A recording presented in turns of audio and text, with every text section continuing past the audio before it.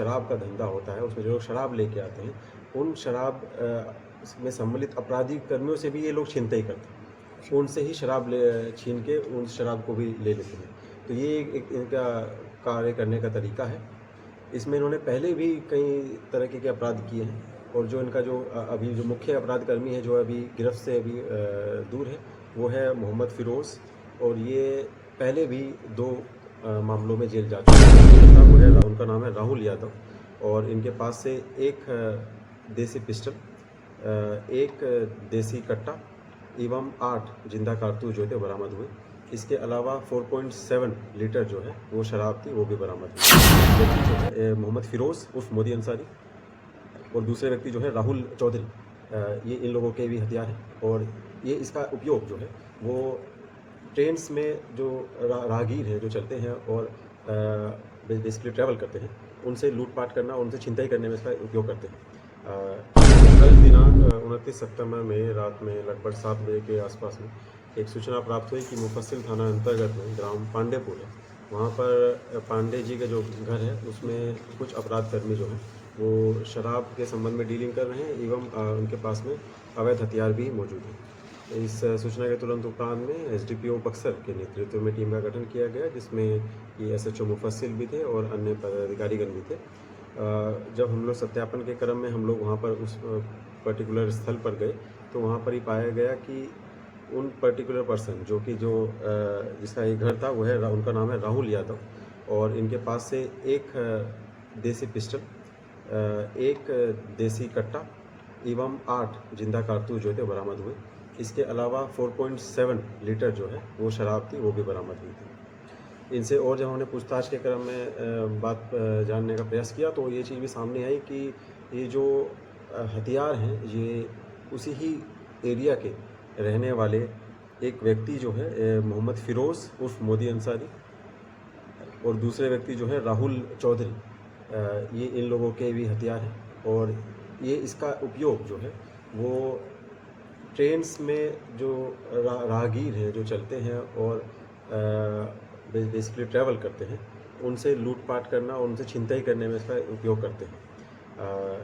और जब गहराई से पूछताछ की गई तो ये चीज़ भी सामने आई कि जो यूपी की साइड से जो बेसिकली शराब का धंधा होता है, उसमें जो लोग शराब लेके आते हैं, उन शराब में सम्मिलित अपराधी कर्मियों से भी ये लोग छिनताई करते हैं। उनसे ही शराब छीन के उन शराब को भी ले लेते हैं।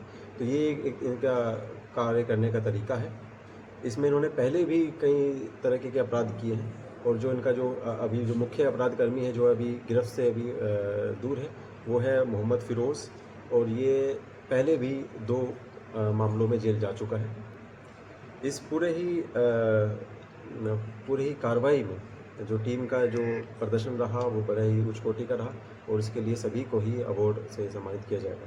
सर, बक्सर देखा जा रहा है कि मादक पदार्थों का हब बनते जा रहा है। नगर थाना की बात किया जाए तो नगर थाना के शांति नगर का इलाका, अंग्रेज कब्रिस्तान का इलाका, किला मैदान का इलाका में खुलेआम हीरोइन का तस्करी हो रहा है, खुलेआम धंधे हो रहे हैं। इसे कैसे रोकने के लिए क्या रणनीति है पुलिस के पास? देखिए, उसके लिए हम जो है रणनीति डेवलप कर रहे हैं। अभी पिछले कुछ ही दिनों के बाद शांति नगर में भी हम लोग एक व्यापक मतलब चेकिंग का अभियान चलाया था, जिसमें 15 ग्राम लगभग जो था वो ब्राउन शुगर था, वो भी जब्त किया गया था।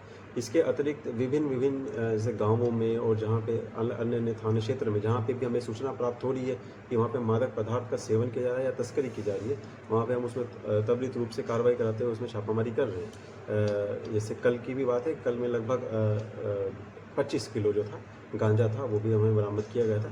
ऐसे ही जो है कार्रवाई है वो हम तेज़ी से उसमें कर रहे हैं और आगे भी जारी रहेगी। सर, सरकारी थानों की जिस तरह से एक वीडियो आया उसके बाद ये देखा जा रहा है कि जो सरकारी गाड़ी चलाते हैं वो अक्सर निजी ड्राइवर रहते हैं, तो आखिर सरकारी गाड़ी चलाने के लिए निजी ड्राइवरों के रखने की मजबूरी है या फिर पैसा? उसमें एक जो समस्या है वो ये हम लोगों के सामने भी अभी आ रही है कि चालकों की संख्या जो है वो काफ़ी कम है और इसके लिए इवन दो मुख्यालय स्तर से भी बार बार हम लोगों ने कम्युनिकेशन किया है और अभी हम वो प्रयास कर रहे हैं और ड्राइवर जो है वो बिहार पुलिस में सम्मिलित होगा। नगर थाना में जो चालक था, निजी चालक, तो उसको किस रूप में रखा गया? उसको चालक के रूप में ही रखा गया था। वो गाड़ी को ही चलाया करता था और इसके बारे में निर्देश पहले भी दे दिया गया था सभी थानों को कि ऐसे किसी भी चालक का उपयोग नहीं करेंगे किस थाने के किसी भी कार्य में, लेकिन उनके द्वारा फिर भी उस निर्देश का उल्लंघन किया गया। उसके संबंध में हम उनसे जवाब मांगेंगे। सर सवाल तब उठने लगा है ना कि सिमरी थाने से एक वीडियो भी वायरल हुआ था आपका आनंद निदेश सर के समय में, वो मुंशी थाने के अंदर से बैठ करके प्राइवेट मुंशी डील कर रहा था। तो कभी थाने में प्राइवेट मुंशी की वीडियो वायरल होता है, कभी देखा जाता है कि चालक जो है प्राइवेट होता है और हाथ बढ़ा देता है, जिससे तो पूरी पुलिसकर्मी फंस जाते हैं। तो इसे नियंत्रित करना कितना कठिन है? जैसे भी मामला हमारे संज्ञान में आएगा, जब भी आएगा तो उसमें हम कठोरतम कार्रवाई करेंगे। ये इस संबंध में सभी को निर्देश भी दिए जा चुके हैं और हम भी उनसे आग्रह करते हैं कि इस तरह की कोई भी गैरकानूनी जो हरकत है वो थाने में नहीं होने दें। तो सर क्या उस चालक को हटा दिया गया होगा? ये हटा दिया। ठीक है सर, थैंक यू।